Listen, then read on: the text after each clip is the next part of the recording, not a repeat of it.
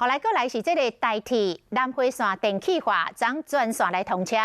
结果一台高雄往台东的纪功号的火车，经过屏东棒山驶入去邦雅棚坑的时阵来故障，这个火车卡伫现场，车顶的乘客拢硬去，讲是因为电车线的零件落去造成烧倒，因为安尼嘛害后壁车班延误1点钟。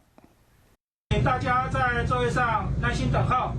火车行到一半未叮当，列车长赶紧出来说明。那造成大家的不便，请大家见谅。因为头前的列车故障，害后壁列车换了未叮未当。故障的是这架代替73的纪功号列车。这架纪功号是在下晡5点02分自高雄新庄营发车要去台东，下晡6点55分经过屏东邦山了后，入来邦雅棚坑的时阵发生故障，列车长马上请求救援，但是车顶的乘客有咧讲，有人伫故障进前有听到3声的爆炸声。互人想袂到的是，12月23，代替南回线电气化正单全面通车，头一天煞就出问题。事故的原因有可能是电车线的零件脱落，造成电路的短路。 所以我们会会同工程单位，就是铁道局，再做进一步的详细的检查跟改善。这架73的纪功号车顶有28名乘客，落尾由后一班323的车次的自强号全部载走，但是原来影响到7班列车1242名旅客行程。